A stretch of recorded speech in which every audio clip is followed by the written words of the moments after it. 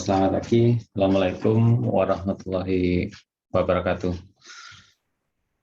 Waalaikumsalam warahmatullahi wabarakatuh, Pak. Oke, jadi pagi ini kita lanjutkan sesuai yang di grup WA, yaitu yang pertama kita review sebentar gitu yang hasil soal EPS kemarin.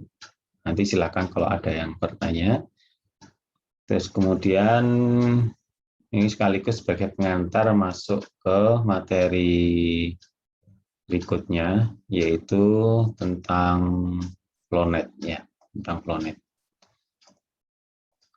Nah, silakan nanti ini sambil dibahas, kalau ada pertanyaan, nah dipersilahkan ya. Jadi langsung saja, yang pertama ya, yang pertama adalah ini soal pertama ya. Kalau yang soal-soal menjawab teori silakan dilihat sendiri. Nah, ini untuk yang hitung-hitungan saja. Jadi kalau misalkan dalam soal ini kita punya sampel tanah ya dengan berat 6,5 kilo atau 6.500 gram, kemudian diameternya 10 cm,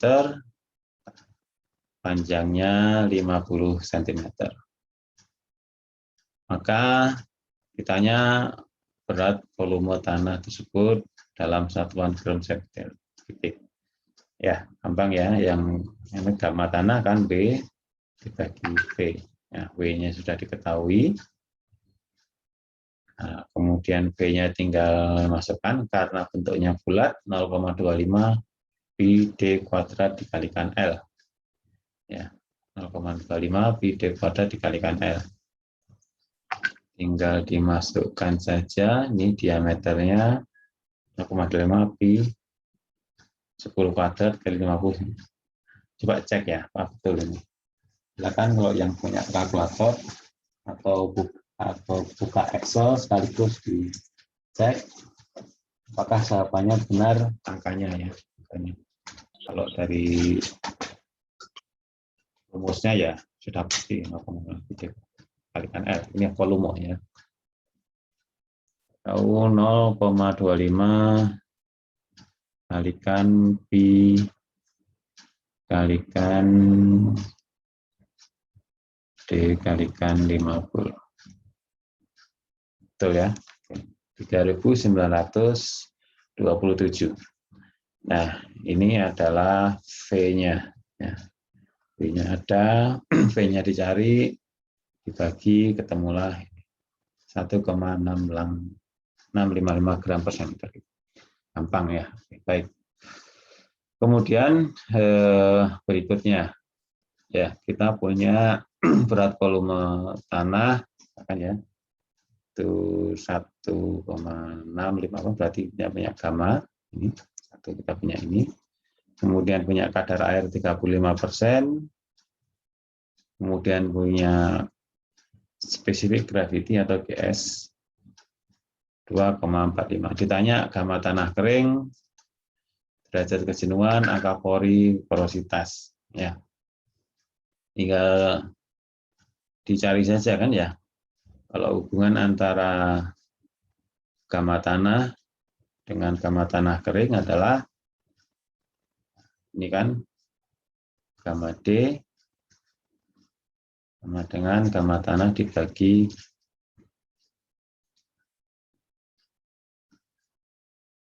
1 ditambah kadar air. Ya. Berarti ini gamma tanahnya ketahui 1,650 dibagi 1,35 dapatnya ini. Nah, untuk derajat kejenuhan dan lain-lain kita bisa melihat beberapa rumus ya yang ada di buku lembar kerja praktikum saudara. Kan yang ini ada angka pori, nah, ini kan ada angka pori sama dengan ada GS sama water gamma D kurang 1, ini bisa dicari ya angka porinya ya. Dan berarti kalau angka porinya berarti E sama dengan IS gamma W bagi gamma D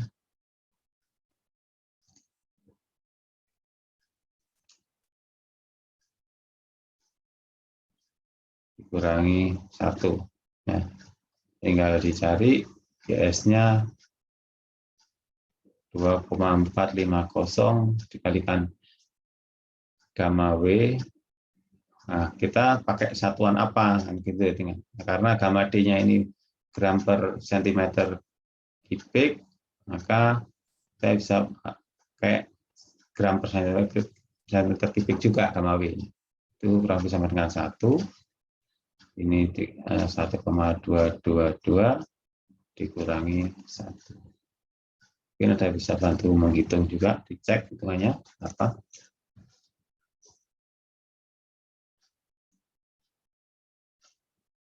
(450)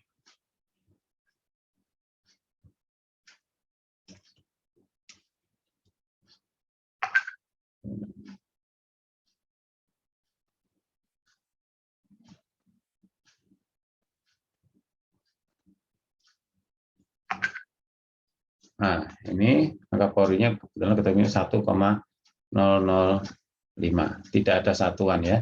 Karena ini kan gram per centimeter kubik, ini gram per centimeter kubik, ini tidak ada satuan. Ya, angka Pauli memang tidak punya satuan. Baik, kemudian satunya kalau derajat kejenuhan, ya, di derajat kejenuhan ada S, ini ada sama dengan kadar air S dibagi E. Ya, berarti 0,35 kalikan 2,450 dibagi 1,005. 0,35 kalikan 2,450 bagi 1,005. Ini ketemu 0,8532, berarti sama dengan dinyatakan dalam persen ya, 85,3%. Kalau porositas N, nah ya sudah, kalau ada E mesti dapat N, kalau dapat N mesti bisa dapat E, karena N sama dengan E dibagi 1 plus itu 1,005 dibagi 1 plus 1,005. Ya, kurang lebih setengah ini berarti ya. 1,005 dibagi 2,005. Porositasnya 0,501. Ya. Oke, baik. Sampai di sini ada pertanyaan yang belum jelas mungkin ingin ditanyakan.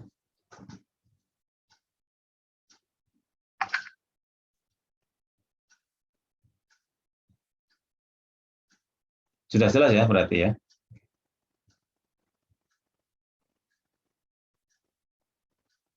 Bisa saya lanjut ke next ke halaman berikutnya.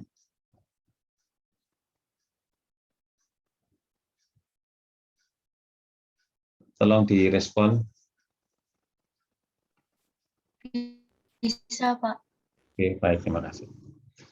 Baik, untuk berikutnya ini sama ya, tinggal silakan hitung sendiri ya, silakan hitung sendiri. Nah, memang kalau di sini kan kita punyanya yang dapatnya angka Pauli itu sama dengan 0,75, kita punya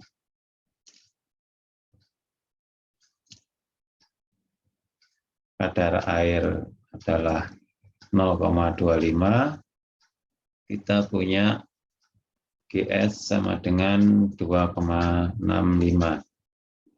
Nah, ini ditanya yang pertama adalah gamma tanah, ya, gamma tanah. Nah, gamma tanah kan sama dengan berat dibagi volume, ya, berat dibagi volume. Nah, beratnya sama dengan apa? Ya. Nah, kita lihat di sini berat itu kan W, ya, kan ini ya. Nah, maka total beratnya ya ini ditambah ini kan, ya ini ditambah ini. Terus kemudian P-nya mana? P-nya kan sama ini. Maka misalnya satu, maka kita bisa menggunakan kadar air kalikan GS kalikan gamma W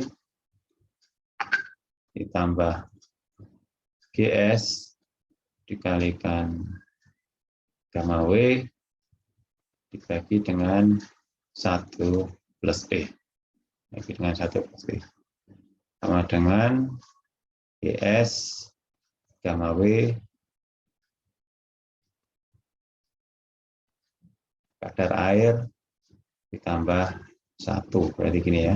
Nah, dibagi 1 plus E. Ini tinggal dimasukkan saja. GS-nya sudah ada, gamma waternya ada, kadar airnya ada, angka porinya ada, tinggal dimasukkan. Nah, kemudian kalau gamma tanah kering seperti tadi plus kadar air tinggal dimasukkan. Pertama gamma kering, kemudian kalau derajat kejenuhan, ya, derajat kejenuhan itu kan sama dengan volume water dibagi dengan volume total ya. Kita tahu volume waternya itu adalah ini, volume totalnya adalah ini, yaitu W, maaf, volume totalnya, volume water bagi volume void. Oke, karena ini kan derajat kejenuhan. Volume waternya adalah kadar air kalikan GS dibagi dengan volume void-nya itu yang ini, E. Nah, ini tuh ya sama dengan rumus yang ini kan, sama dengan ini. Kemudian yang untuk porositas, karena E-nya sudah ada ya, gampang ya kalau N, porositas kan dari E. Ya.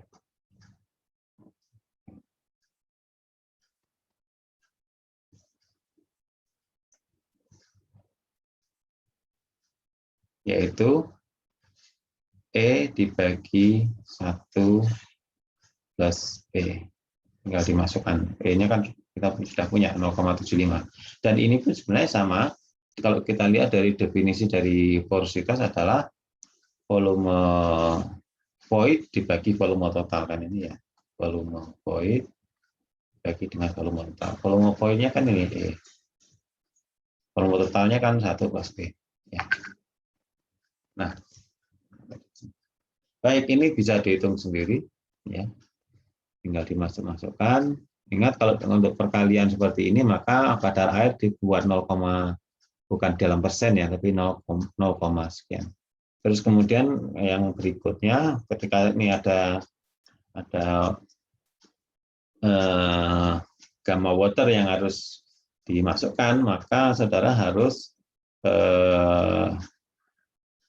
menyesuaikan dengan satuan apa yang ingin dipakai, baik yang mungkin ada beberapa yang dimasukkan dalam rumus bersama atau mungkin sesuai dengan yang ditanyakan. Nah, padahal kalau gamma water itu kalau dalam gram per center kubik adalah 1 gram per kubik, kalau untuk dalam kPa itu 10 kPa, kalau ini juga 10 Newton per meter persegi. Nah, ini harus hati-hati di satuannya di sini. Kalau begitu salah ya. Baik, kemudian yang berikutnya, nah ini review lagi dari hasil tes Proctor ya. Hasil tes Proctor. Kalau dalam tes Proctor itu saudara mendapatkan volume seperti ini, jadi ada 5 percobaan seperti yang saudara lakukan dua minggu lalu kalau salah ya.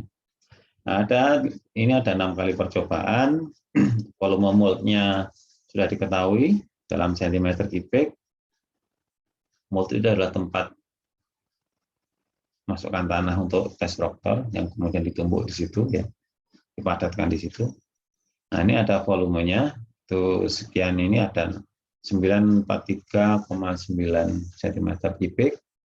Kemudian setelah dikasih dengan beberapa macam kadar air ini dan dari 12, 14, 16, 18 sampai ini, kemudian dilakukan cek pemadatan dengan standar Proctor test, didapatkan berat seperti ini. Berarti ini kan dapat volume, ini adalah gamma, ini W, ini W berat, ini adalah kadar air. Kalau berat itu W-nya besar. Kalau kadar air itu W kecil. Ada juga yang water content, ada tambahan C-nya. Ya. Tapi dua-duanya itu sering dipakai. Nah, maka kita kalau ingin melakukan ingin mengetahui yang seperti ditanyakan ini, berapa kepadatan maksimum dan berapa kadar air termum, maka kita harus ngeplot gamma D, karena kepadatan itu dinyatakan dalam gamma D, di sini kadar air. Nah, maka ini harus kita hitung semua. Gamanya berapa, gamma D-nya berapa. Nah, gamma kan W dibagi V. Nah, kemudian kadar air sama dengan gamma D sama dengan gamma dibagi 1 plus kadar air. Nah, ini sering sekali dipakai ya, di mana-mana harus apa. Nah, ini tinggal dihitung saja di sini. Nah, hasilnya seperti ini. Jadi ini harus dihitung dulu. Kemudian dihitung yang di sini dan kita plotkan dari 6 itu. Dalam grafik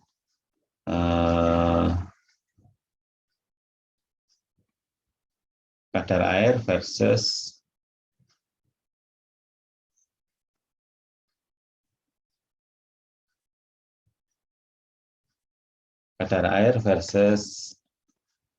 gamma D. Ini kadar air, ini ada gamma D. Nah, setelah kita lakukan penguploadan, maka kita dapatkan grafik seperti ini. Di situ tertutup oleh hitam-hitam enggak ya? Karena ini ada Windows Zoom-nya di sini. Apakah tidak ya? Tertutup apa? Ya? Tidak, Pak. Tidak tertutup. Oke, baik. Nah, sehingga kita punya 6 titik yang bisa diplotkan. Ini titik 1, di sini ini titik kedua, ini 1, 2, 3, 4, 5, 6. Nah, seperti yang lalu kita cari dulu ininya, grafiknya ya. Ini harus gambar dulu grafiknya. Ini gambar dulu. Nah, kalau dengan Excel mungkin bisa pakai ini ya, pakai trend line yang kuadratik. Nah, kemudian kita tahu di sini ada puncaknya, kita tandai. Sini adalah puncaknya. Kita tarik ke bawah. Di sini ketemu kadar air optimum. Kita tarik ke sana horizontal, di sini ketemu gamma D maksimum. Nah, ternyata gamma D maksimum itu jatuh di sini. Kalau kita cari angkanya, ini kan 1,5, ini ternyata 1,751. Ini kadar air optimum. Di sini kalau kita cari angkanya, ini adalah 16,4. Ya, ini adalah 16,4% ya. Persen. Ini kadar air ini dalam persen. Nah, yang perlu diperhatikan adalah seringkali kalau ditanya kadar air gamma D maksimum, kita langsung lihat di sini. Kan ini ada gamma D, ya, ada gamma D, ada gamma D, gamma D, gamma D, gamma D. Oh, dia yang paling besar. Oh, ini, nah, gitu misalnya. Ya. Maka sebenarnya ya bukan ini, karena ini hanya titik-titiknya. Kita harus membuat dulu grafiknya, dilihat di puncaknya di mana. Nah, ini kebetulan hampir sama, ya kebetulan hampir sama. Nah, bisa jadi grafiknya itu adalah karena ini, kenapa kok nggak boleh langsung pakai ini? Karena ngetes itu kadang-kadang kan ada salah nimbang, ada beberapa kesalahan, kadang grafiknya tidak bagus begini misalkan begini. Nah, maka ini kan harus dibuat lewat titik antaranya. Maka puncaknya ini di sini. Kalau kita ambil titiknya kan di sini. Nah, maka puncaknya di sini. Nah, ini ada perbedaan. Justru grafik inilah untuk mengeliminasi kesalahan-kesalahan pada saat pengetesan, ya. Karena kita buat trend line-nya. Nah, itulah yang diambil. Jangan langsung ambil dari sini, gitu ya. Jangan langsung ambil dari sini. Nah, ini kebetulan saja angkanya mirip, ya. Baik, kemudian lanjutkan lagi pertanyaannya setelah ditanya gamma D maksimal kadar air optimum, pertanyaan adalah ini. Kalau misalkan dari hasil itu disyarat pada saat pemadatan di lapangan itu kepadatan relatifnya adalah 95%, maka berapa range kadar air yang disarankan pada saat pemadatan di lapangan, gitu ya. Nah, kita tahu R-nya yang diminta adalah kepadatan relatif kan R ya. R sama dengan 95%. Dan kita tahu R itu adalah gamma D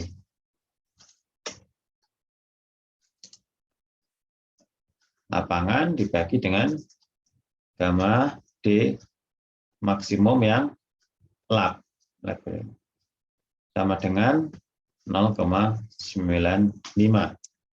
Nah, ini yang diminta adalah 0,95. Maka sebenarnya target gamma D lapangannya ini adalah lapangan adalah 0,95 kali gamma D lab, kan begitu. Berarti 0,95 kali 1,751, dan itu sama dengan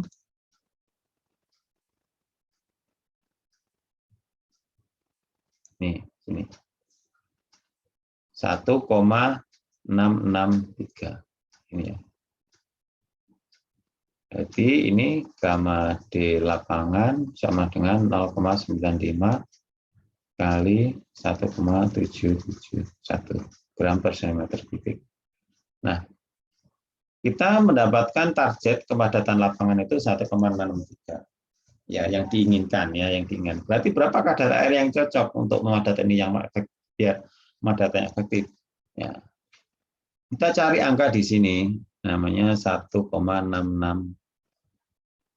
Kemudian kita tarik garis lurus ini. Nah, sehingga kita bisa tarik kita dapat perpotongannya di sini sama di sini. Nah, ini ditarik ke bawah, ini ditarik ke bawah. Nah, perpotongannya di sini adalah 12%, yang di sini adalah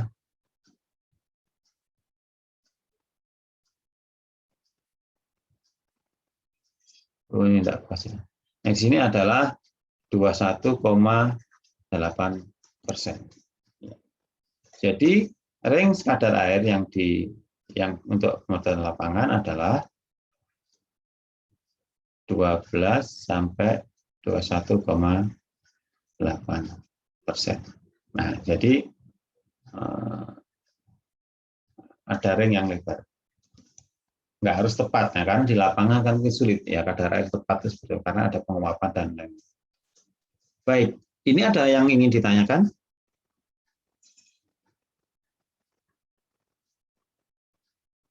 Oke, jadi sangat gampang ya kalau gitu. Saya lanjutkan ya dengan yang berikutnya.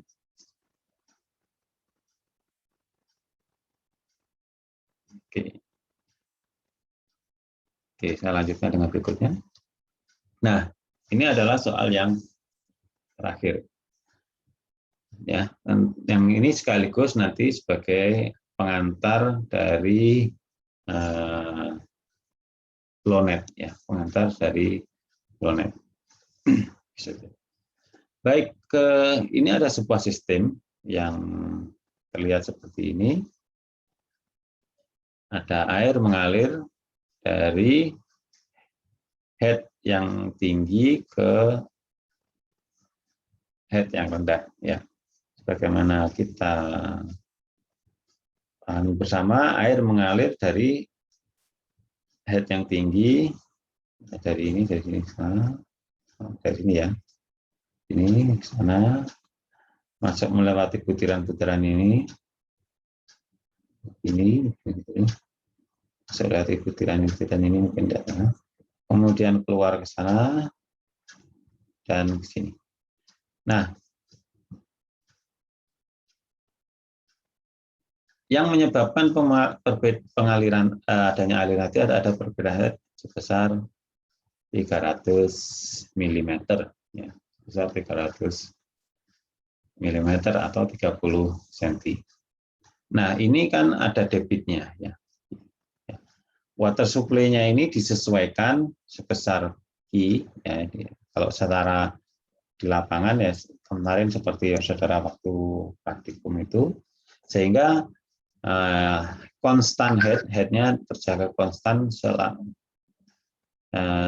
sebesar 300 mm. Ini harus arti. Nah, yang ditanya adalah berapa Q-nya kan gitu ya. Berapa Q-nya? Ya, seperti kemarin ya, Q kan sama dengan K I kalikan dengan A. K adalah modulus K adalah permeabilitas tanah, I adalah gradien hidrolik, A adalah luas penampang. Nah, masalahnya di sini dari ini K-nya itu harus, karena ini kan satu sistem ya. Nah, K-nya harus K ekivalen. Ya, ekivalen yang merupakan gabungan dari ketiganya, ya, gabungan dari ketiganya. Sedangkan I itu adalah gradien hidrolik, adalah delta head-nya dibagi dengan L-nya. Oke, baik.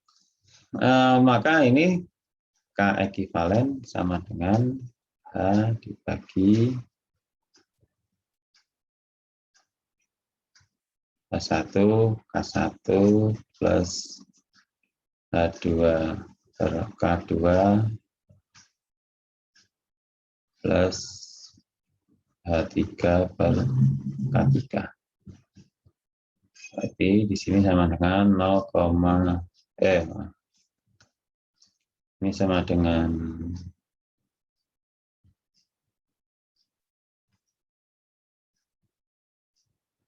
kalau ini ya, ini kan 450 ya, 450 bagi 150 per 0,01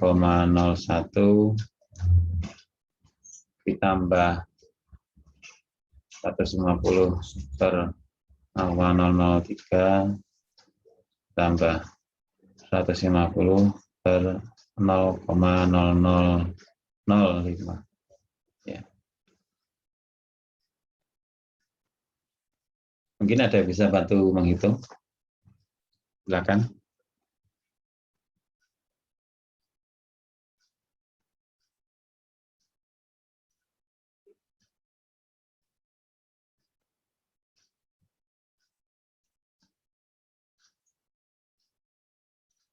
Akan dibantu dihitungkan.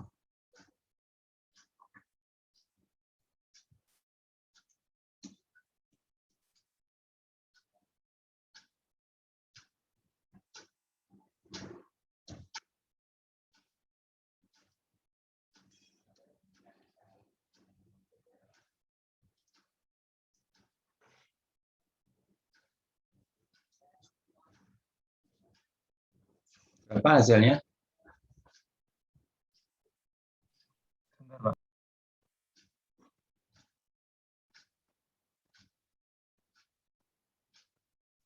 1, koma.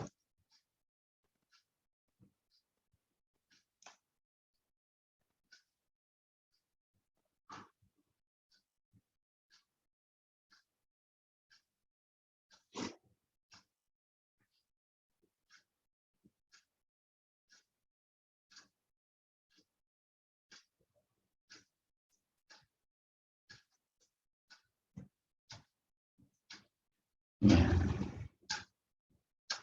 Ini sambil nunggu yang menghitung. Ini satuannya yang K-nya ini ya, sentimeter per detik ya, sentimeter per detik.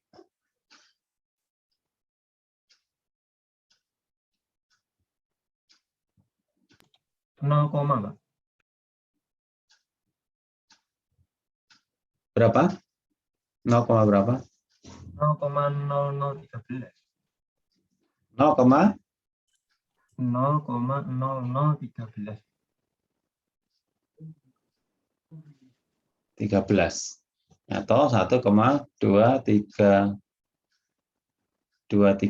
ya. Ya. 123 10 pangkat min 3 cm per detik. 0,0013 atau 0,00123? 0,001. Iya, 0,0013, Pak. 0,0013 ya. Iya. Kalau ini ditambah digit lagi di belakang berapa? 0,00130, Pak. Pas ya? Iya, Pak. Iya, Pak. Oke, baik. Berarti kalau dibuat yang ini 1,3 kali 10 pangkat min 3 ya. Betul ya?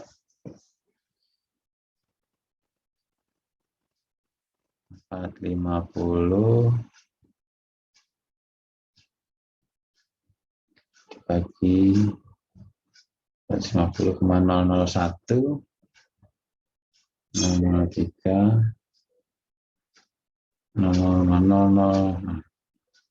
Betul ya? 1,3 pas ya yang lainnya. Oke. Yang lain coba betul atau mungkin 1,233.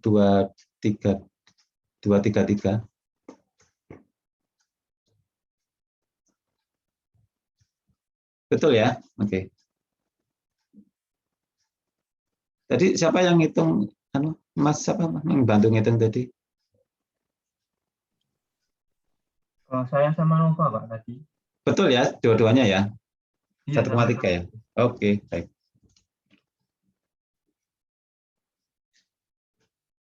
Nah, kemarin di kelas lain ada pertanyaan. Ini kan satuannya sentimeter per detik ya. Kenapa kok enggak ini kan mili. Nah, kenapa kok enggak senti? Nah, apakah sama atau enggak? Nah, silakan coba sendiri ya, coba sendiri. Kira-kira sama enggak? Coba kalau ini 45 ini saya ganti dengan begini. 45 dibagi 15 bagi 0,01 ditambah 15 bagi 0,003 tambah 15 bagi 0,0005. Coba silakan hitung. Sama enggak kira-kira? Yang satunya pakai mili, yang satunya pakai senti. Oke, saya tunggu sebentar. Mungkin bisa coba.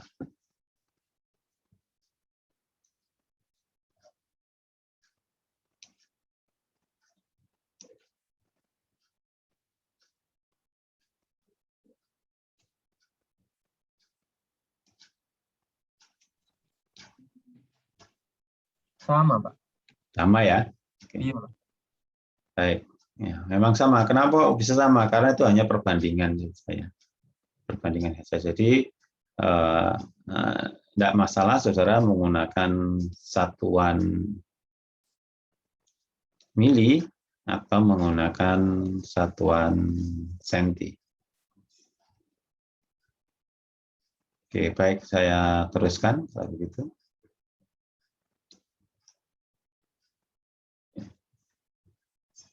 Nah, kita dapat K, dapat I. Berarti kita tinggal ngitung saja ya. I-nya kan berarti Hi-nya KIA ya, ya. Jadi Hi sama dengan K-nya sudah dapat 1,3 kali 10 pangkat min 3 cm per detik, kemudian dikalikan I-nya, ini adalah gradien hidrolik ya. Gradien hidrolik itu adalah delta H per L, jadi ada 300 dibagi 450. 450 adalah panjangnya ini, dari sini ke sini. 300 itu adalah ini. Ya. Dikalikan dengan A. Nah, kalau A ini harus hati-hati, karena ini satuannya adalah sentimeter, ini per detik, maka saudara A-nya harus dalam senti, ya harus dalam senti. Ini karena ini kan mili diketahui ya. Maka ini adalah 10 kali 10. Ini adalah sentimeter persegi karena 10 cm kali 10 cm. Nah, ini nanti satuannya karena ini senti akan ketemu centimeter kubik per detik. Ini bisa dicari berapa angkanya.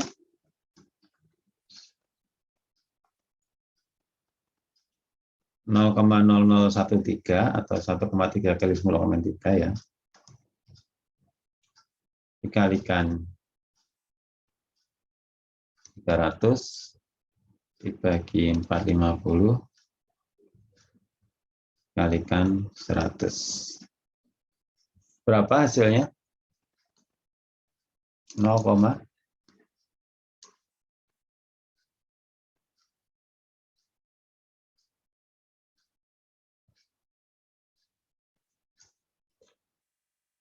silakan bantu menghitungkan.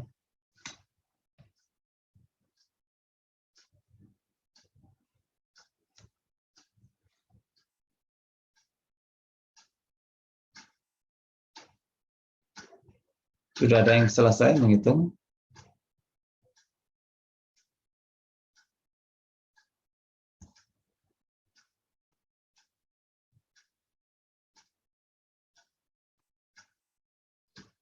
Yang perempuan ya, silakan coba dihitung. Berapa itu angkanya?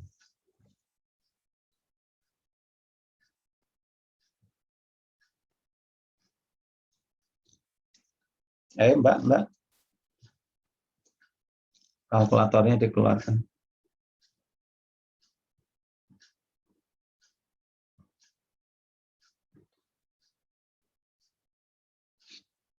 Saya tunggu ya angkanya. Silakan dibantu hitung.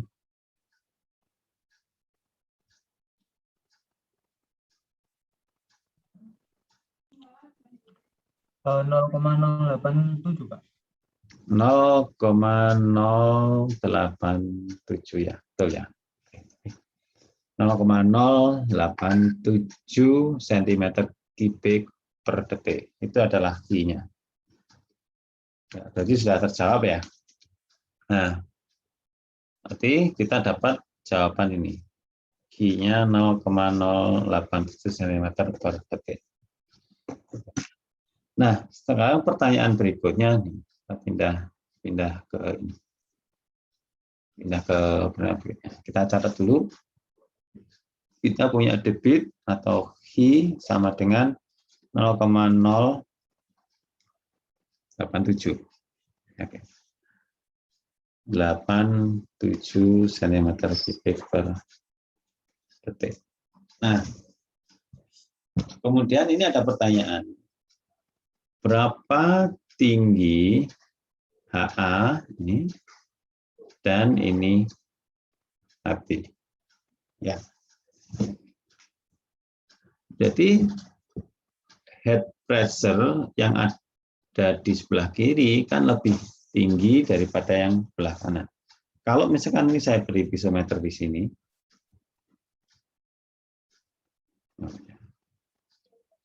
tepat di ujung sini ya, di ujung sini, maka ini otomatis posisi headnya kan akan sama dengan sebelah kiri. Kalau saya beri pisometer di belakang sini, maka mukanya akhirnya akan sama dengan di situ. Nah, karena melewati tanah A yang punya permeabilitas A, maka dari sini punya beda. Ini delta H1. Kemudian dari melewati A, melewati tanah B, maka ini juga akan ada ini di sini ya, akan ada delta H2. Dari sini Anda turun, ini ada delta H2. Maka kemudian dari sini ke kanan melewati tanah C, ini kan permeabilitas tanahnya C, maka ini akan ada delta H3. Nah, artinya apa? Artinya yang menyebabkan air mengalir dari ujung kiri tanah A sampai ujung tanah A adalah delta H sebesar ini, delta H1 ini. Yang menyebabkan air mengalir dari sini ke sana adalah delta H2. Delta H2 itu berarti dari sini ya, ini bedanya dengan. Yang menyebabkan air mengalir dari di tanah C dari ujung kiri ke kanan ini, maka ini ada delta H3. Tapi yang ditanya bukan delta H-nya itu, yang ditanya adalah berapa kan nih HA sama HB. Nah, kalau HA itu merupakan ketinggian dari sini diukur sampai ini adalah HA. HB dari sini ke sini. Maka ini bisa kita hitung dengan cara seperti ini. Air kan mengalir dari kiri ke kanan ya. Dengan total head 500 itu. Nah, air mengalir ini dengan debit sebesar Q. Maka baik di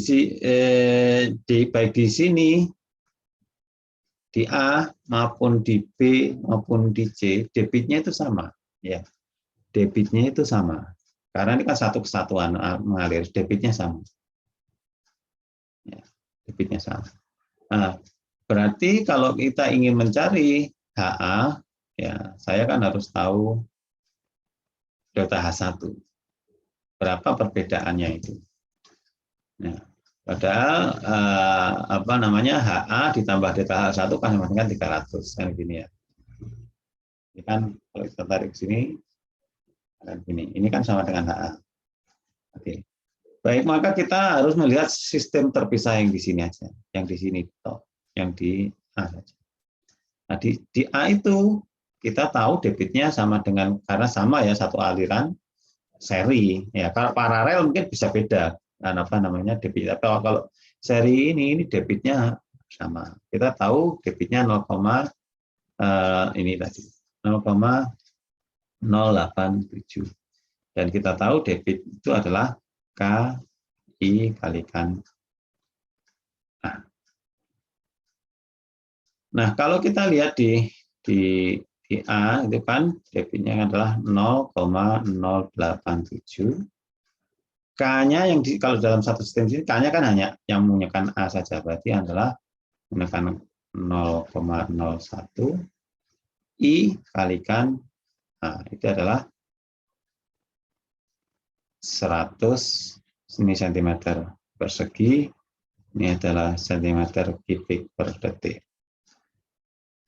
Ini adalah cm per detik untuk yang K-nya. Maka I sama dengan 0,087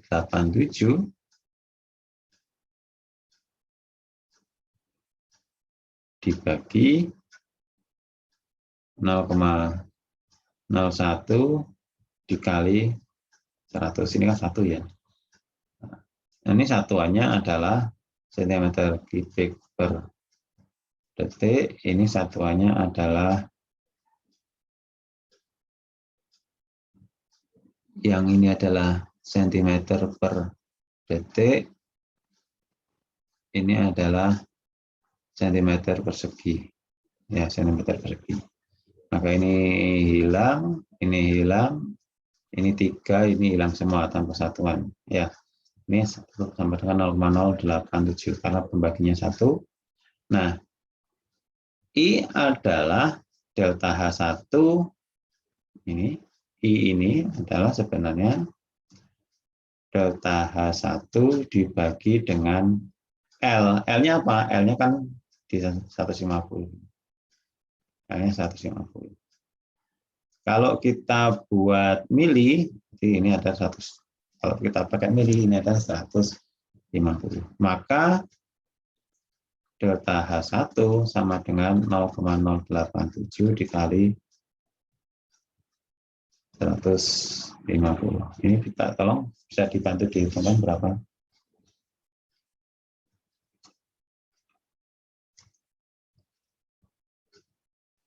.05 Pak. Oke, baik. Ini adalah 13,05, satuannya mili ya. Karena kita satuannya ngikutin ini. Nah, jadi berapa HA? Nah, berarti kan tinggal ini HA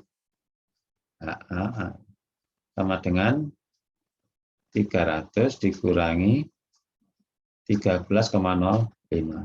Sama dengan berapa?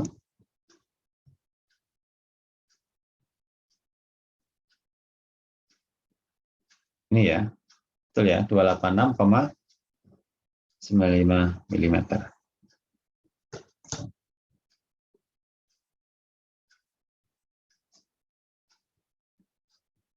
Ya, ini kan total ya, ini kan 300. Ya, ini sampai di sini ada pertanyaan dulu sebelum saya lanjutkan untuk berikutnya. Ada pertanyaan?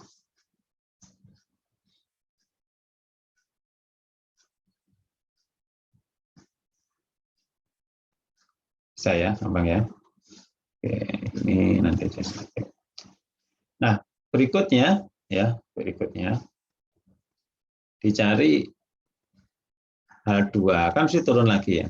Ya gampang ya, tinggal dengan cara yang sama ya. Dengan cara yang sama.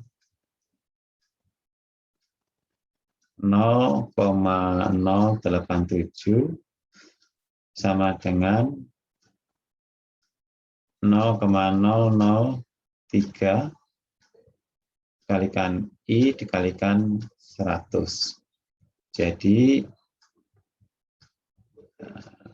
ini harus geser.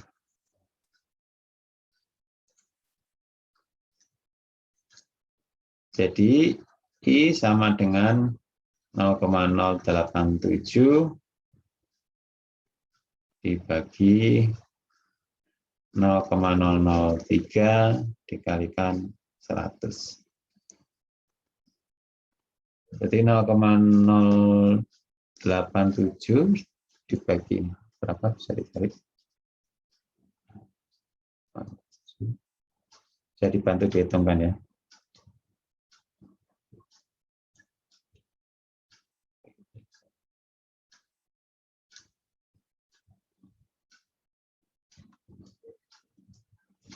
Berapa? Saya dapat 0,29. Betul? Apakah salah?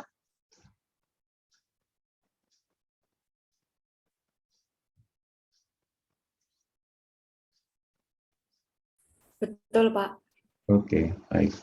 Nah, terima kasih. Dengan cara yang sama, delta H2 dibagi 150, karena kalau ini sama nih, L-nya kan 150 dari sini ke sini. Nah, dari sini ke sini, L-nya kan 150. Sama dengan 0,29. Jadi, delta H2 sama dengan dikalikan 150 ya, 0,9 kali 150. 43,5 mm. Nah, sekarang yang ditanyakan ini kan HB kan, yang ditanya HB. Yang kita hitung ini tadi 43,5 adalah baru delta H2. Maka di atas atau atasnya. HB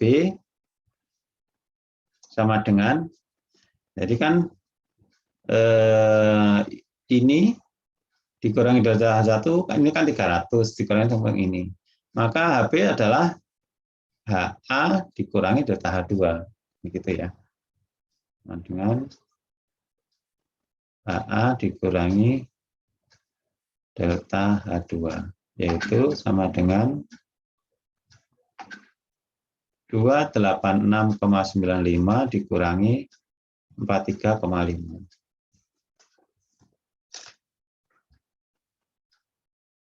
286,95 dikurangi 43,5. Hasilnya 243,45 mm. Ini adalah HB. Ya.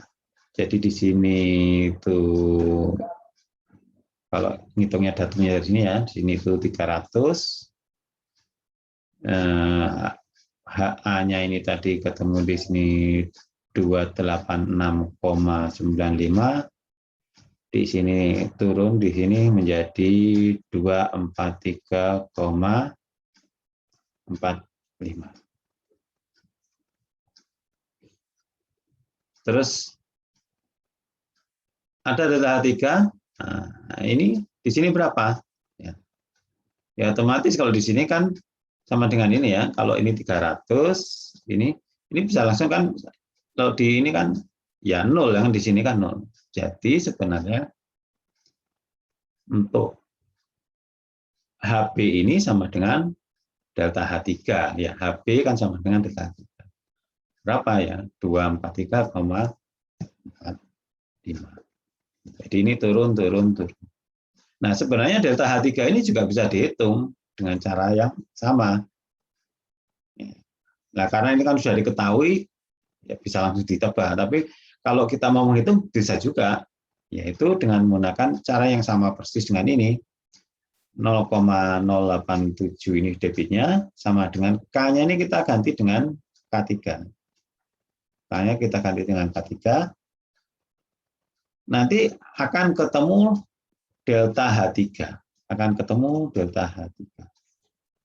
Nah, delta H3 itu harus sama dengan 243,45. Ya, kira-kira begitu. Silakan dicek sendiri ya. Kalaupun toh berbeda, mungkin 0, atau mungkin 1 digit di belakang beda, itu karena pembulatan. Tapi secara teori karena apa? Karena H beda H tinggi, H total itu, delta H total itu harus sama dengan delta H1 tambah delta H2 tambah delta H3. Karena ini kan turun ya, delta H1 delta H2. Oke, baik, sampai di sini ada pertanyaan.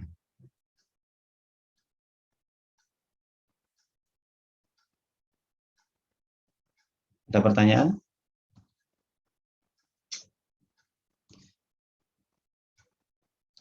Nah, ini sebenarnya turunnya tidak sama ya. Delta H1 itu awalnya turunnya cuma 13,05. Ya, jadi ini turunnya adalah cuma 13,05. Tapi delta H2 turunnya 43. Jadi ini turunnya 13 pertama, ini turunnya 13. Ketika melewati dari ini ke sini, ini turunnya 13. Dari sini ke sini turunnya 43,5. Dari sini ke sini banyak sekali bedanya, yaitu 243,5. Nah, saudara lihat dengan debit yang sama Q, dengan K yang berbeda, ya, untuk debit yang sama dengan K yang berbeda, maka ya delta H-nya akan beda. Nah, ini baik, saudara membayangkannya seperti ini. Kalau K-nya kecil, ini kan seperti buntu gitu ya. Kalau buntu dengan debit sama, maka akan perbedaan air delta dari sini sangat tinggi. Nah, kalau ini K-nya lebih kecil, sedengan ya gitu ya. maka ini setengah lebih lancar, maka deltanya sedikit. Nah, kalau K-nya besar, maka ini airnya lancar dengan debit yang untuk mencapai debit yang sama, maka delta H-nya cuma kecil, cuma butuh 13,5. Oke. Baik, sebelum saya lanjutkan, apakah ada yang ditanyakan?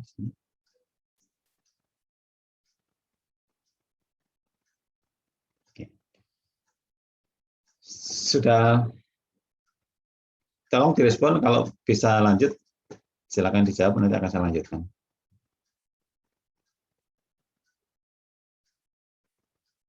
Lanjut? Iya, Pak. Mungkin bisa dilanjutkan, Pak. Oke, baik. Nah, sekarang kita masuk ini. Jadi sudah terjawab ya tadi soalnya. Ada 2 pertanyaan tadi sudah terjawab semua. Semisal ya, ini semisal. Ini K-nya tidak beda. Ini K-nya tidak beda. K-nya sama semua. K-nya sama. Sama dengan X per sentimeter maaf. X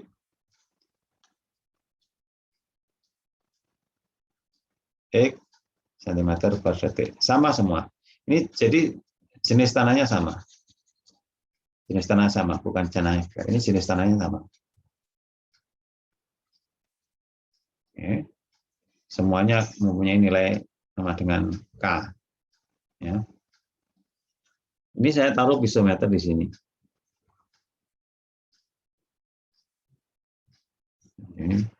Ini saya taruh pisometer di sini. Ini jelas ya, kan ini di sini. Ini jelas di sini. Nah, ini jarak di setiap jarak yang sama sini saya taruh pisometer seperti ini.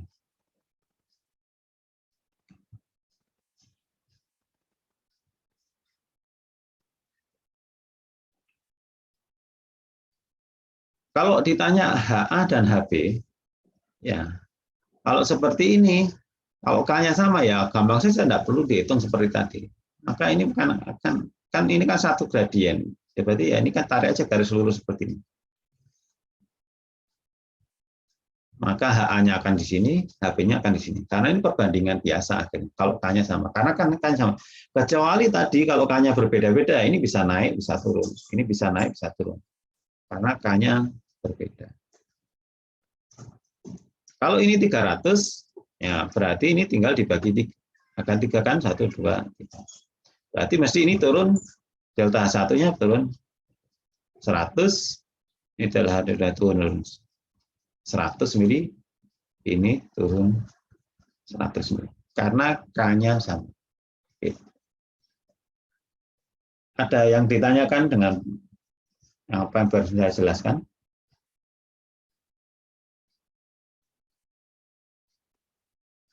Seratus itu dari mana? Ya, ya kan ini ada dibagi 3, jadi tinggal dibagi 3. Atau sebenarnya 100 ini kan ya tinggal, kalau ini semua kita punya, ini saya sebut sebagai delta H total. Kalau delta H total, maka ini kan saya punya delta H1 di sini, ini delta H2, ini punya delta H3. Nah, karena jaraknya sama, ya maka delta H itu tambah delta. Maka ya dibagi 3. 300 sama dengan 100 tambah 100 tambah 100. Jadi delta H1 sama dengan delta H2 sama dengan delta H3 sama dengan H dibagi 3. Ya, sama dengan delta H dibagi 3. Karena 3. Nah, kalau misalkan saya pasang pisometer di sini kira-kira berapa? Ya tinggal di perbandingannya di sini. Ya ini ada L1 dibagi 3. Sehingga perbandingan jarak biasa. Karena ini K-nya sama. Ini baik. Nah, dari sini mungkin kita bisa, kalau mungkin tidak ada pertanyaan, akan masuk ke selanjutnya, yaitu ke Flownet ya.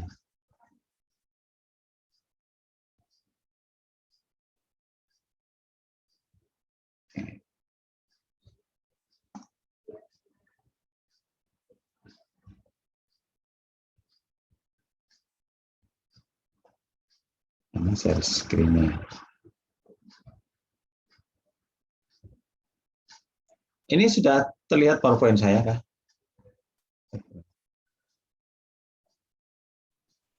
Belum. Oh, ini sudah, Pak.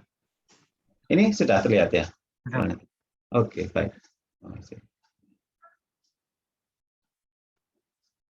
Nah, ini tadi sudah kita kerjakan, mirip ya, mirip. Nah, kita sekarang masuk ke Flownet. Nah, ini contoh soal yang barusan kita bahas ini, nanti kan kita tadi bisa menghitung debit ya. Q sama dengan KIA. Kita bisa menghitung debit. Ya. Kalau misalkan ini tanahnya jenisnya sama, ya berarti K-nya ini berapa, tinggal masukkan ke sini. Keluar debit. Kalau mau volume, ya berarti tinggal debit dikalikan waktu. Berapa waktu, sama berapa pengamatan. Nah, ini bukan hanya sekedar teori, tapi juga sangat berguna untuk aplikasinya di lapangan. Misalkan untuk apa? Nah, kalau kita punya tanah dengan kualitas K, di sini tanahnya ini adalah di bawah ini tanahnya kedap, jenis tanah lain yang mungkin bisa batu atau lempung liat yang kedap air ya. Kedap air. Kemudian sekarang ini dasar sungai gitu ya, dasar sungai kita mau membangun apa namanya fondasi atau mengerjakan sesuatu lah di dalam sini, di sisi sini, maka kita kalau orang bekerja kan ada air kan nggak bisa, maka airnya harus diturunkan, diturunkan sebesar bertahan. Turunkan ini dengan cara dipompa terus menerus ya, dengan debit tertentu dipompa. Nah, kalau bisa ini bisa di sini, bisa di bawah sini, kalau apa bisa juga. Kalau debitnya pompanya apa namanya debitnya ngatasin, ini bisa di bawah sini sehingga bisa kita kerja ngecor, mancang, bisa buat di sini, bikin pur pelkem untuk fondasi jembatan misalkan, ngecor bisa dilakukan di situ. Nah, kalau misalkan setelah kita pompa itu airnya di sini. Ya, di sini. Terus kemudian pompanya kita matikan, kan otomatis lama-lama airnya penuh lagi di sini. Kenapa kok penuh? Karena air mengalir dari kiri ke kanan. Dan ini kan mengalir ke sana. Ya, mengalir ke sana. Nah, ini pun mengalirnya ini ada debitnya. Ada debitnya. Kalau debitnya mengalir ini sama dengan debit pompa yang sana, maka nanti permukaan air yang di sini akan bertahan. Jadi harus debit pompa ini harus sama dengan debit rembesannya ini. Rembesan. Nah, maka dari itu debit rembesan itu bisa dicari berapa besarnya untuk menentukan jumlah pompanya. Ya kan gitu. Jumlah pompa setiap pompa kan ada debitnya. Kalau diperlukan misalkan 20 meter kubik per detik, maka kalau punya pompa dengan kapasitas 5 meter kubik per detik, maka ya tinggal berapa jumlah pompanya, ya 20 dibagi 5 kan. Jadi ini Q rembesannya harus dihitung dulu, dan ini bisa dihitung dengan cara Flownet ini. Nah, Flownet ini juga kurang lebih sama dengan prinsipnya dengan yang ini tadi, soal ini tadi. Nah, sebelum kita menjelaskan apa itu menghitung dengan rumus yang menggunakan Flownet, maka yang pertama kali harus diketahui dulu apa itu yang namanya Flownet, kan menggambar Flownet. Kalau Flownet itu apa ya, ini Flownet ini yang garis-garis lengkung ini namanya Flownet. Flow itu kalau aliran, net itu adalah network. Berarti Flownet itu adalah jaringan aliran atau network itu kan jaringan. Nah, ini adalah Flownet. Ya, ini juga Flownet. Ini adalah Flownet yang ini gambar ini. Ya. Nah, ini salah satu contohnya adalah untuk yang ini tadi mungkin pompa ya. Tapi contoh lain untuk bangunan keairan adalah mengetahui rembesan dalam sebuah sistem bendung. Itu juga harus dihitung. Karena kan tujuannya bendung kan membendung air ya. Membendung air. Tapi dalam membendung air itu, bendungan itu tidak sepenuhnya kering, tapi biasanya memang ada namanya ini ada two filter ya, two filter jadi dengan gradasi tertentu sehingga ini air bisa mengalir tapi butiran tanah enggak bisa ikut ya. Jadi airnya saja dan ini bisa terkontrol. Kalau ini kan ada tahap posisi, kadang juga ada bendungan yang kering gini tapi sini ada channelnya sehingga ini rembesannya berapa dan ini diukur, bisa diukur rembesannya mungkin berapa milimeter berapa meter kubik per detik ya, per detik. Ini bisa diukur dan itu bisa diamati terus. Nah, kalau misalkan itu ada perubahan, berarti ini mungkin ada yang bocor di sini. Jadi mungkin ada sesuatu lah gitu ya. Nah, ini bisa diukur. Dan untuk menghitung berapa debit rembesan ini, ya sama dengan tadi menggunakan sistem flownet ini. Nah, memang bendungan itu tidak seluruhnya kering gitu ya, pasti ada yang masih ada rembesannya, dan rembesan itu justru bisa digunakan kalau misalkan bendungan umurnya kan lama, 20 tahun, 30 tahun, 50 tahun kan gitu ya. Nah, ini dari berapa besarnya debit rembesan yang muncul di belakang bendung itu, kalau diamati kita bisa menentukan juga performa dari bendungan ini, apakah ada masalah, apakah mungkin ada kebocoran, atau mungkin ada sesuatu yang harus diperbaiki ya. Nah, itu salah satunya dari pengamatan ini. Ya, dari pengamatan. Nah, ini bisa dihitung dengan menggunakan secara teoritis dengan menggunakan flownet. Nah, kalau yang di lapangan ya berarti kan diamati. Seperti yang di sini tadi, debit di sini kan debit pompa ya, debit pompa ada, kemudian debit rembesan dihitung. Ini juga begitu, debit rembesan dihitung. Nah, debit lapangan ya diukur, nah nanti dibandingkan untuk mengetahui kesempurnaan atau ketidaksempurnaan sistem bendungan. Nah, baik. Nah, ini adalah contoh flownet untuk cover dam atau pembendungan di sungai. Ini adalah contoh flownet di bawah bendungan atau dam. Ya. Atau dam. Ini ada flownet. Baik. Oke. Nah, sekarang akan saya sampaikan seperti ini. Sebenarnya flownet ini terdiri dari dua garis utama. Ya. Yang pertama adalah ini.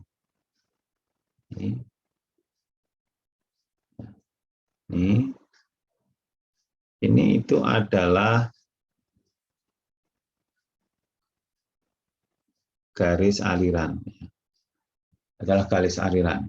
Atau disebut juga dengan flow line. Itu masuk yang paling bawah ini juga. Yang batas kedap airnya adalah flow line garis. Ya. Ini adalah flow line atau garis alir. Nah, di antara flow line ini ada namanya flow channel. Flow channel itu yang ini. Jadi aliran air ini melewati beberapa channel. Ini beberapa channel. Nah, channel ini ya sebenarnya hampir mirip dengan ini tadi. Ini adalah satu channel, gitu ya. Satu channel ada seperti ini. Ada flow line atau garis aliran, di mana garis aliran itu adalah yang membatasi setiap flow channel atau kanal aliran. Nah, kemudian garis kedua yang putus-putus itu, yang nampak putus-putus itu, warna lain.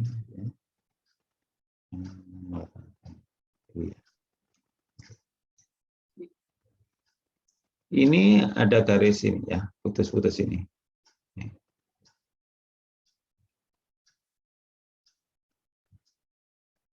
Ini ada garis putus-putus.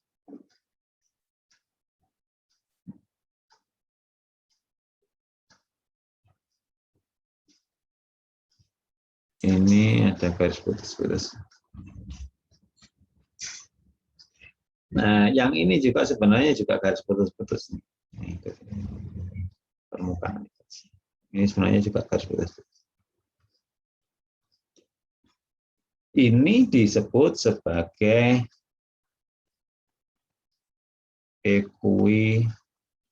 potential line, ya, atau garis ekuipotensial.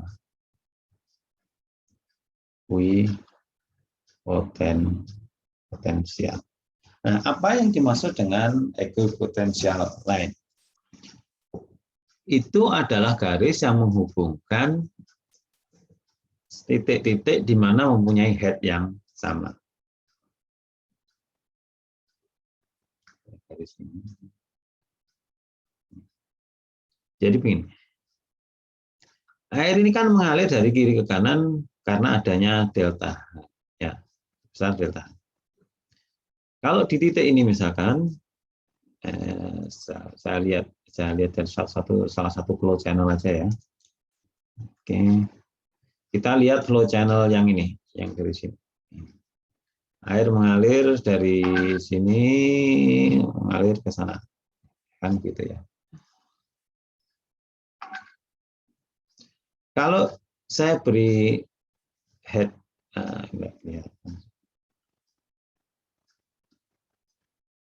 kalau saya beri pisometer di sini, di sini, maka headnya akan ada di sini. Ini kalau saya beri pisometer di sini,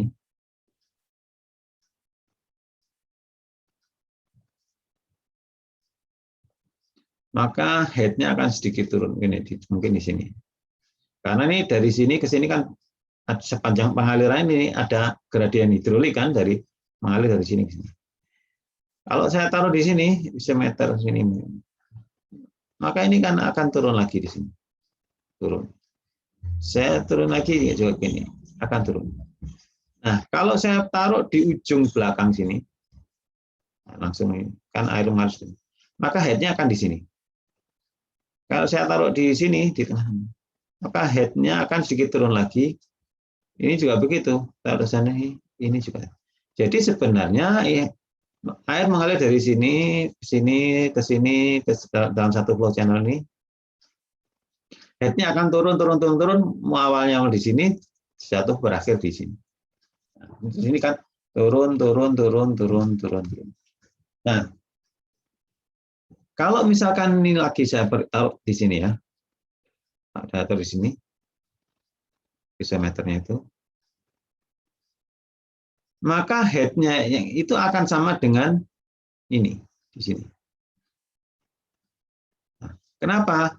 Karena ini dalam satu ekuipotensial line. Kalau saya taruh di sini, maka headnya akan ada di sini. Jadi garis titik-titik ini putus ekuipotensial line adalah garis yang menghubungkan antara titik-titik dengan head yang sama. Nah, kalau dalam satu flow channel ini kan headnya turun. Nah, ini juga begitu. Nah, di sini juga turun channel lain ya, turun. Ini juga kalau channel yang berikutnya juga begitu. Nah, ini maka dibuatlah garis-garis ekuipotensial ini adalah yang merupakan head yang sama. Jadi seperti garis kontur itu, garis kontur itu menghubungkan titik-titik dengan ketinggian yang sama. Maka kalau ekuipotensial line itu adalah garis yang menghubungkan titik-titik dengan head yang sama, ya, head yang sama. Dan antara garis ekuipotensial line dengan garis aliran atau flow line itu membentuk selalu membentuk sudut tegak lurus ya. Ini tegak lurus ketemunya, selalu tegak lurus. Oke, jadi saudara sudah paham antara garis aliran flow line dengan ekuipotensial line, definisinya ya, definisinya itu. Nah, kalau untuk sebelah kiri gambarnya seperti itu, sebelah kanan maka gambarnya akan berbeda. Berbeda seperti ini. Nah, sekarang bagaimana cara menggambarnya itu kan gitu ya? Bagaimana cara menggambarnya? Itu ada aturannya. Tapi sebelum saya melanjutkan bagaimana cara menggambarnya, mungkin ada yang ditanyakan dulu. Silakan.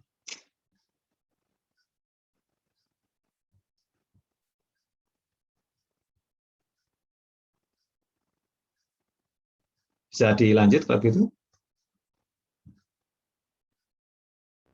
Oke, kita lanjut ya. Iya, Pak. Oke. Selanjutnya berikutnya ini. Nah, ini tadi sebenarnya sama dengan apa yang saya sampaikan tadi.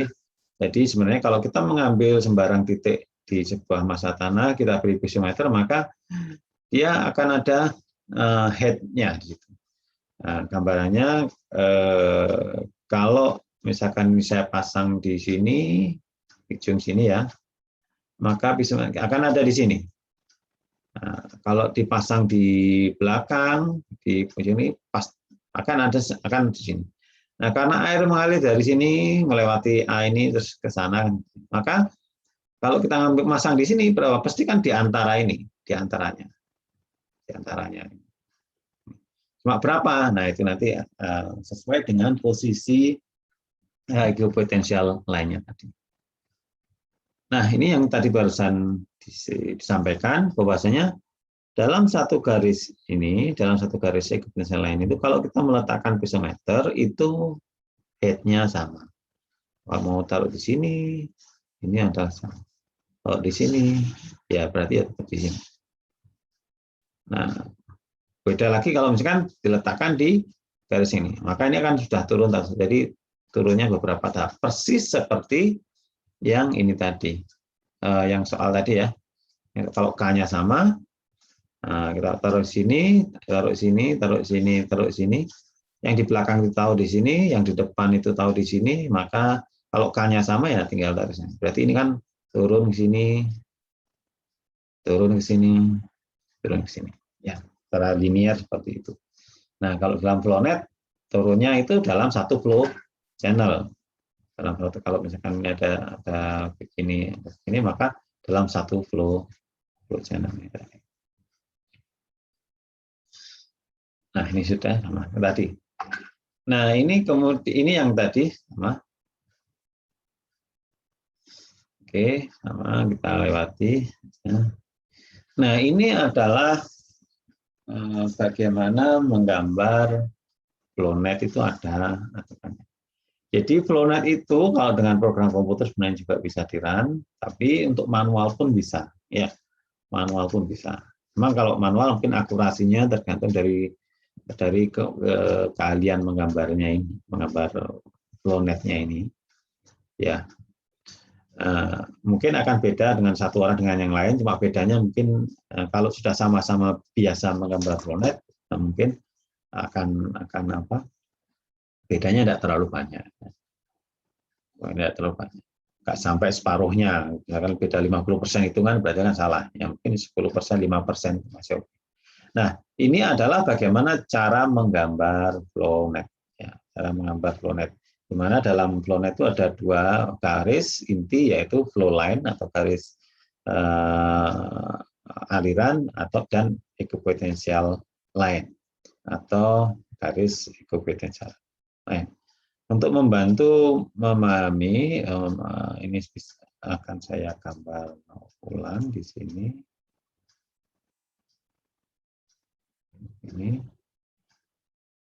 Ini kedap tanah kedapnya. Kemudian ini adalah muka airnya. Ini ada turapnya yang ngeblok ini. Ini ada muka air 1, muka air 2. Nah, yang disebut sebagai yang caranya menggambar adalah ini. Yang pertama,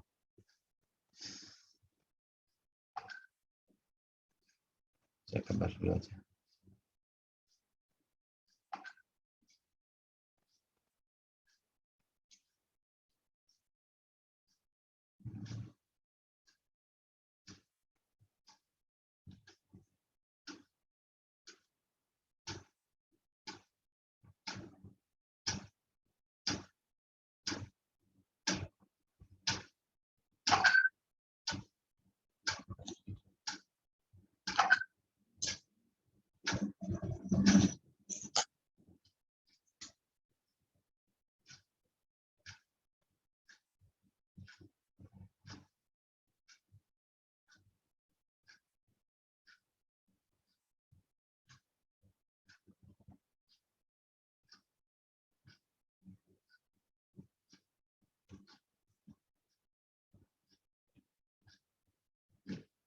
Ya, mungkin nggak pas ya. Nah, flow pertama, jadi antara equipotential line dengan flow line itu bertemu 90 derajat. Ya, mendekati. Ini harus bertemu 90 derajat. Kemudian, untuk setiap flow element itu ini yang dimaksud dengan flow element. Ini adalah satu gambar, ini ada namanya elemen. Maka ini mendekati bujur sangkar bentuknya, mendekati bujur sangkar. Nah, itu dua prinsip utama. Kemudian prinsip berikutnya menggambarnya adalah upstream and downstream surface of permeable layer adalah equipotential line. Maksudnya gini, upstream itu yang di sini, ini sama ini juga merupakan equipotential line. Kemudian di sini karena ini equipotential maka bertemunya di atasnya adalah tegak lurus. Ya, satu, ini dua. Kemudian yang ketiga, boundary of impermeable layer dengan ini maksudnya boundary batas antara tanah yang bisa dialiri atau permeable layer, ini disebutnya permeable layer. Ini impermeable layer itu adalah yang kedap. Batasnya itu kan di sini. Nah, batasnya ini adalah merupakan juga termasuk flow line. Jadi ini flow line, maka batas ini juga merupakan flow line. Sehingga kita punya 3 channel ini. Channel 1, channel 2, channel 3. Kemudian yang nomor 4, equipotential line intersect ACD dan FG itu sebenarnya maksudnya gambar ini ya. Ini kan ada A, B, C, silakan dilihat lagi. Nah, ini jadi intinya semua itu tegak lurus ya. Dari sini semua tegak lurus. Nah, kita perlu ada mengenal istilah baru, namanya NF. Itu adalah jumlah channelnya. Flow channel adalah jumlah flow channel. Nah, NF kalau dalam ini kan channelnya ada 3, lewat sini, lewat sini, lewat sini. Berarti kalau dari sini NF-nya sama dengan 3. Kemudian kita mengenal aja ND. ND adalah dalam satu flow, dalam setiap flow channel ini dari kiri ke kanan berapa kali drop atau turun equipotential line-nya. Berarti kalau misalkan ini ada 1, 2, 3, 4, 5, 6, 7, 8, 9. Berarti ini ND adalah jumlah penurunannya ya. Jumlah penurunan head-nya. Nah, berarti kalau di sini ada turun dari sini kan turun 1, 2, 3, 4, 5, 6, 7, 8, 9. Nah, berarti ini sama dengan 9. Oke. Kalau coba di sini, Ini flow channel-nya ada berapa? Ya, NF-nya ada berapa? Ini ND-nya ada berapa?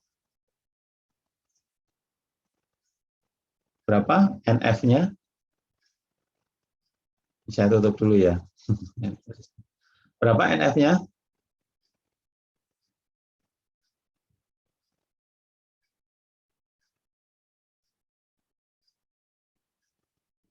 Ada berapa channel di sini?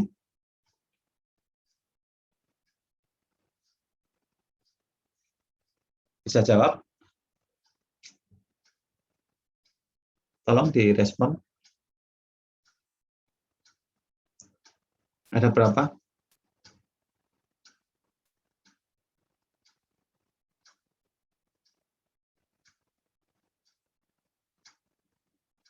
Tolong ada salah satu yang jawab.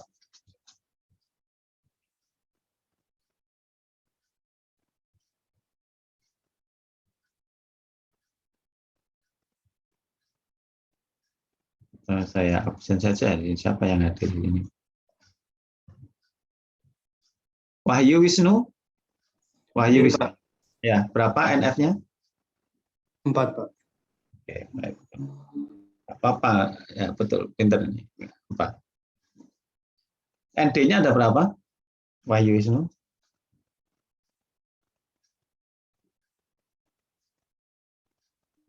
3, Pak.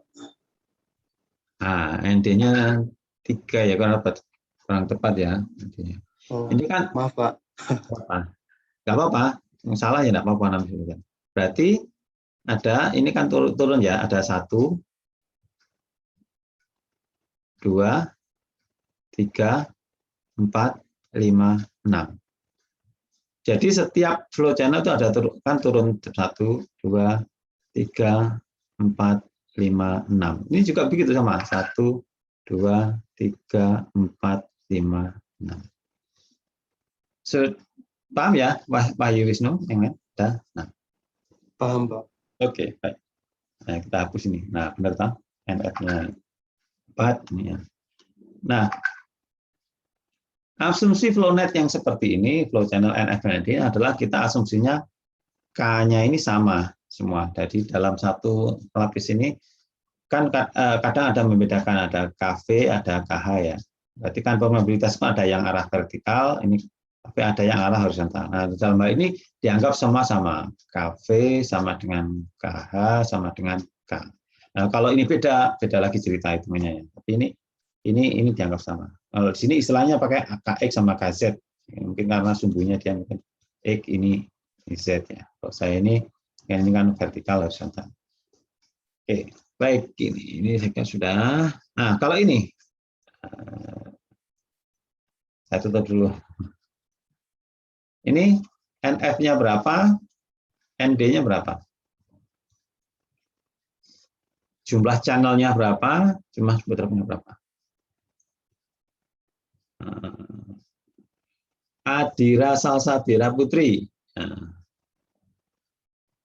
Adira Salsabira Putri, berapa NF-nya ini? Ini orang hidro harus di luar kepala kayaknya. Orang air.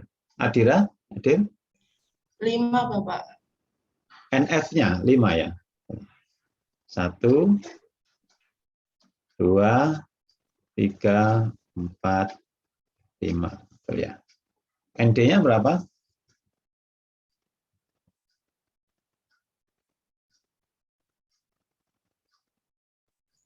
6. 1, 2, 3, 4, 5, 6, 7, 8, 9. 9 ya, sahabat. Apakah masih bingung bagaimana bisa 9? Silakan ditanya.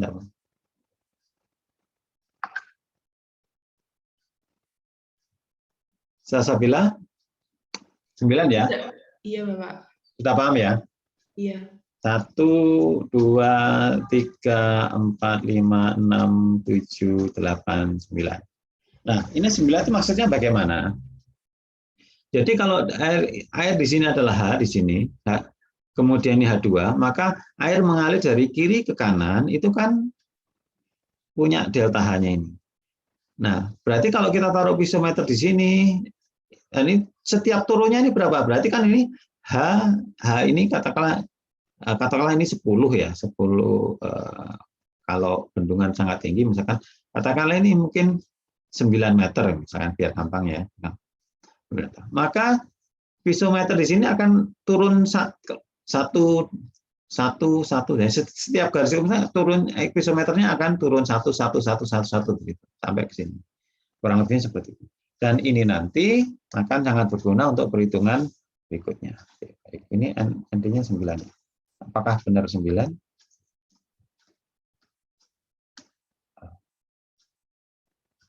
Ya, betul ya.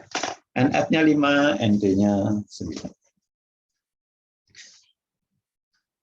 Nah, ini nanti bisa digunakan untuk menghitung debit. Ya, untuk menghitung debit. Jadi, kalau ada sebuah sistem seperti ini, air mengalir dari sini ke sini, tadi ya, ini kan berarti ada debit rembesannya.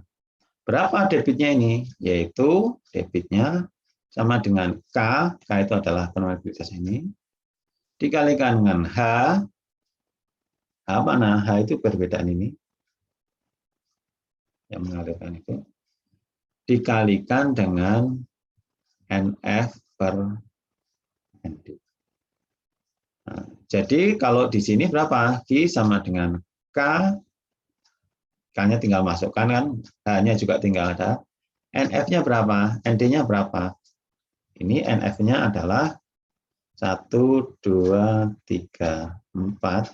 Ini 4. ND-nya adalah 1, 2, 3, 4, 5, 6. Nah, maka akan ketemu ini nanti dalam centimeter kubik per detik atau meter kubik per jam, ya tergantung ini satuannya ngikutin yang itu. Nah, ini kalau satuan di sini ini kalau ini kan satuannya meter, senti atau apa. Nah, ini kan sentimeter per detik. Nah, ini satuannya harus sama. Satuannya harus sama. Ini adalah cara menghitung debit dalam sebuah sistemnya ini menggunakan Flownet. Nah, ini contoh juga Flownet yang dalam bentuk yang lain. Nah, ini adalah barusan tadi formula yang kita bicarakan. Ini dari buku yang terjemahan bahasa Indonesia. Ini NF-nya 4, ND-nya 6. Ya, Flownet 1, 2, 3, 4 kan. Terus ND-nya 1, 2, 3, 4, 5, 6. Ya. Juga gitu, NF-nya 4, ND-nya Flownet 1, 2, 3, 4 ini. 1, 2, 3, 4, 5, 6, 7, 8. Nah, ini nanti dalam ilmu mekanika tanah tidak sekedar hanya menghitung debit. Nah, kalau ini ada aliran air, kalau terlalu deras, ini kan bisa tanahnya bisa runtuh. Misalkan karena butirannya kena aliran itu juga bisa dihitung. Ya. Nah, debit ini tentunya nanti akan sangat tergantung Flownet. Kalau dalam praktisnya di lapangan, ya sangat tergantung kedalamannya turapnya ini. Kalau kedalamannya turap semakin ini, maka nanti ND-nya juga berbeda. Bendungannya semakin lebar ini juga rembusannya kan semakin kecil ya, ND-nya juga semakin beda. Oke. Nah, kalau yang ada N-nya ini nanti beda cerita. Kalau misalkan kalau tadi kan satu elemennya kan bujur sangkar ya. Kalau ini mungkin KH sama KV-nya berbeda. Ini mungkin enggak perlu kita bahas di ini. Nah, ini dianggap bujur sangkar aja dulu semua. Ini ada contoh. Ya, contoh perhitungan ada soalnya, dan ini nanti silakan dikerjakan ulang, ditulis, digambar Flownet-nya ini digambar ulang dengan tangan, ya ditulis dengan tangan, dikerjakan dengan tangan, di-scan di PDF dan dikumpulkan di Classroom untuk dikerjakan ulang. Ini sudah ada cara pengerjaannya ya, sudah tinggal mengerjakan ulang aja. Cuma ini bedanya. Ini menggunakan fit ya, menggunakan fit tidak apa-apa, diikuti saja. Nah, nanti sehingga saudara bisa setelah mengerjakan mungkin kok ada yang aneh, ada yang ini ya, mungkin ada yang kurang jelas, minggu depan bisa ditanyakan sebelum kita masuk ke materi berikutnya. Mungkin itu yang saya sampaikan untuk hari ini. Nah, ini silakan tolong dikerjakan nanti sebagai bagian dari latihan saudara secara mandiri di rumah, dan nanti untuk kalau ada pertanyaan bisa ditanyakan lebih lanjut di minggu depan. Nah, apalagi ini kan TRKPA ya, TRKPA yang begini-begini harus di luar kepala. Nanti di belakang-belakang untuk tugas akhir segala macam atau tugas-tugas yang lain ya, bendungan, rembesan ini sangat penting. Sangat penting. Baik, mungkin itu yang bisa saya sampaikan. Terima kasih. Selamat siang. Assalamualaikum warahmatullahi wabarakatuh. Kalau masih ada pertanyaan, saya persilahkan. Kurang jelas? Ya ada, oke, baik. Terima kasih. Kalau sudah ada. Assalamualaikum warahmatullahi wabarakatuh. Waalaikumsalam warahmatullahi wabarakatuh. Terima kasih, Pak. Terima kasih, Pak. Yuk, Terima saya kasih, end Pak. all meeting. Untuk praktikumnya tetap ya. Silakan untuk hari ini ada praktikum CPR sama Senkun. Terima kasih. Saya end meeting semuanya.